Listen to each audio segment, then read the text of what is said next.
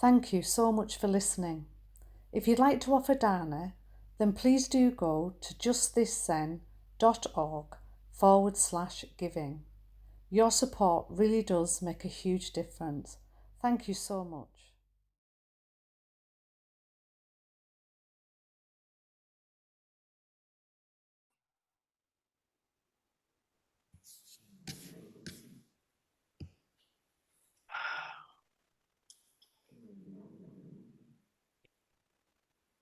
A continuing conversation.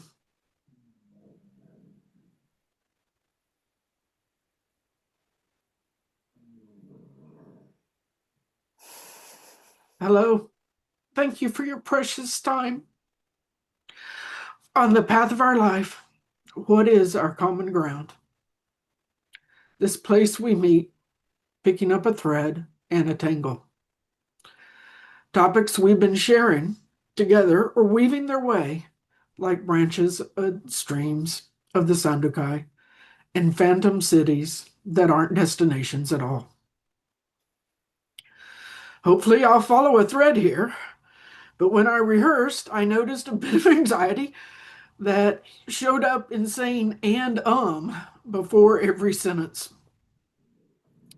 Playfully and with reverence, a bowing mantra of and and And as our teachers remind us all places are welcome.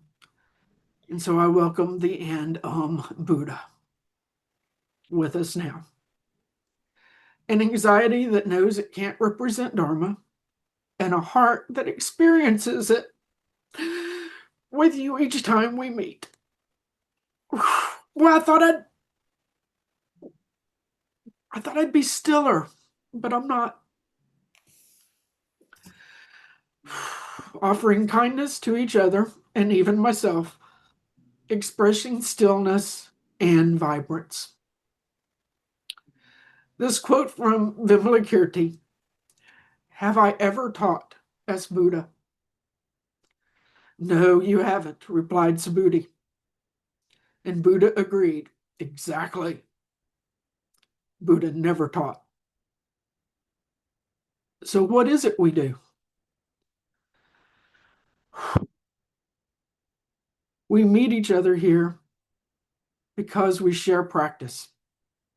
Deep existential threads connect to that, but the literal aspect, we set the time, we treat it sacredly, we create space, and with a good enough internet signal to meet each other,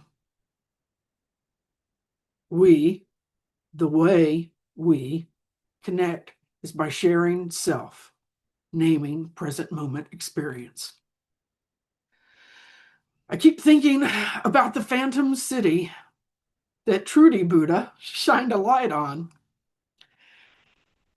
In a continuing conversation with Lynn, we talked about the first phantom city we share, what the first phantom city we share might be. Our very young self, hoping the world is fair. Or both feet stamping on the ground, fist in the air, stating it's not fair in all caps. I asked Trudy for more clarity because I noticed that I thought the phantom cities were bad places because I thought they represented what we lack. So thankful I asked her for more clarity because that's not what they're about. She replied in this continuing conversation, and I quote, "It's a fascinating line of inquiry, isn't it?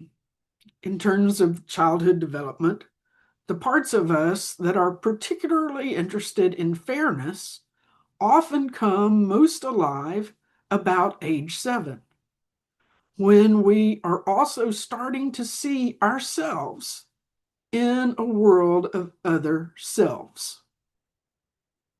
So we are developmentally blossoming into fairness when we can also start to see that the world is not fair.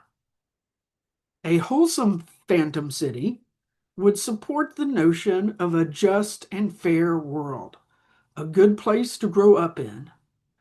And then if we stay caught in this, but then when we stay caught in the childish stomping that it should be fair, that phantom city loses its nourishment, loses its nourishment of rest, and becomes a trap. Like so many things, to rest and let go of and move on, and carry the connection to justice and non-separation as a possible skillful response. Thank you, Trudy. One coin, three sides. Self-centered suffering is not fair. Self-centered suffering of it's not fair. And altruism and discernment to be fair. And the edge that connects them both, to offer fairness with others, we have to just become aware. To offer fairness with the others, we have just become aware of. To hold both. I wonder if phantom cities become Dharma gates when we attach to the destination. There is such a subtle, massive difference between the energy of hope and acquiring its destination.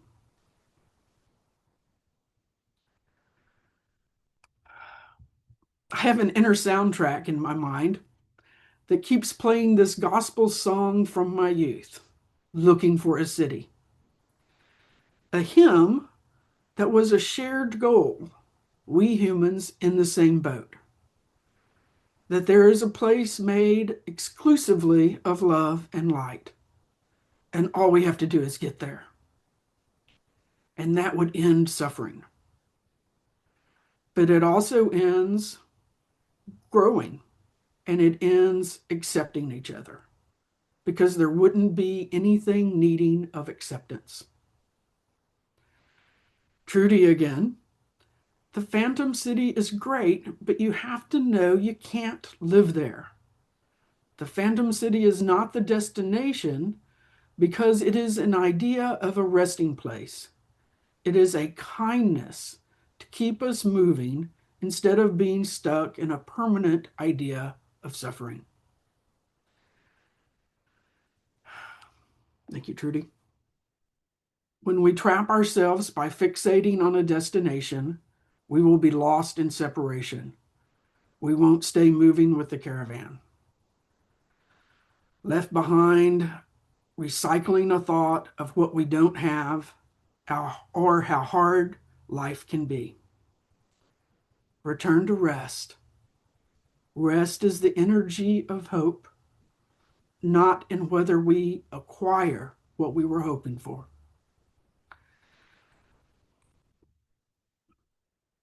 Continuing the conversation of Flint's talk a few weeks ago.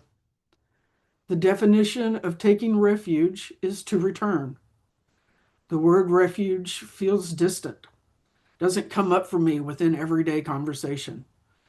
I experience some separation when chanting it, letting it become something I just say without really feeling it, understanding it. But something happened when he reminded us of its meaning. An understanding shifted, taking refuge into its definition of to return.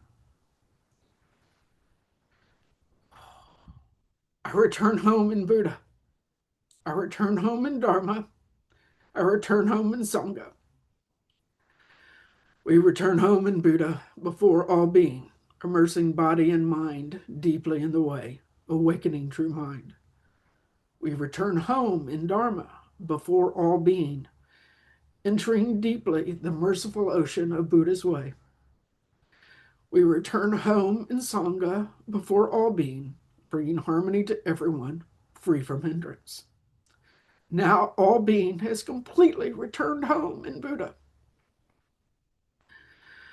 Now all being has completely returned home in Dharma. Now all being has completely returned home in Sangha.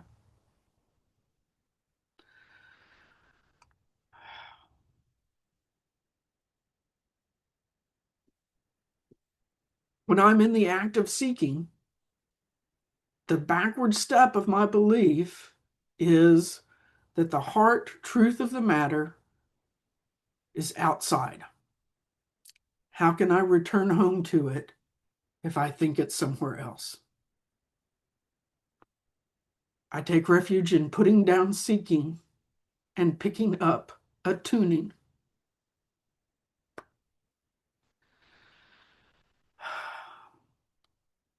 That is where we meet. We came here today to meet ourselves and the vastness that we share.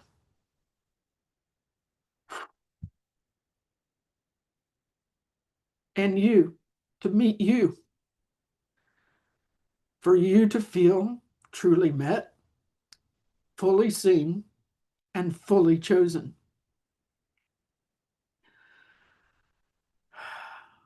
To identify myself as the spinning electron, constantly changing and becoming new things, instead of the nucleus that everything spins around.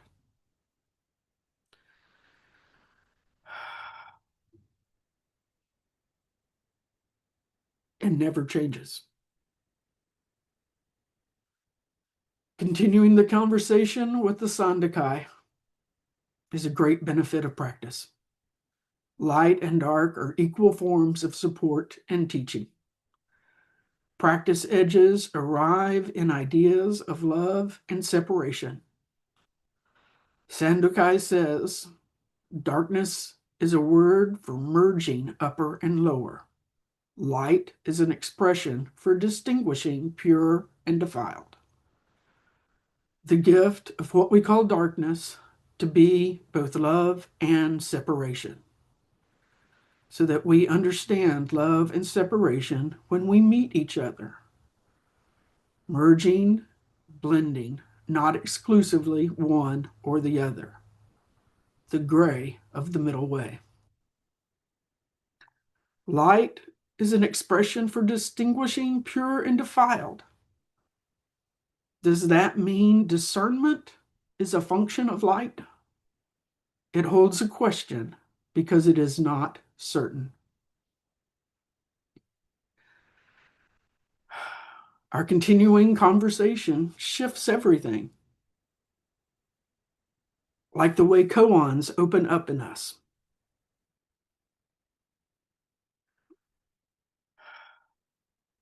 When I sent this photo of Sozan in a gift to our teachers and told the story of how this image was made, quietly sitting at the top of a staircase, waiting for the ceremony of Flint's ordination to begin, busy plotting my path of where to be and when as the photographer.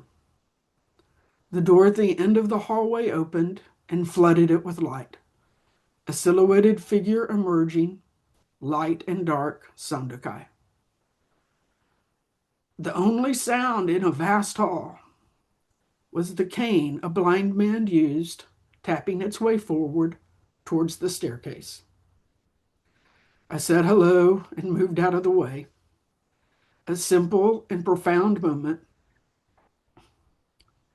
When I shared this with Binwise Benji, he commented, "What a beautiful koan," to my surprise. That continuing conversation brought forth another koan I didn't see. What did the blind monk see when he returned from the light? As we enter into our breakout rooms, and whatever comes up with you will be shared. If you feel moved to play with this koan, I'll place it in the chat. And perhaps when we return, those who chose to play with it can share what opened. Thank you for being here.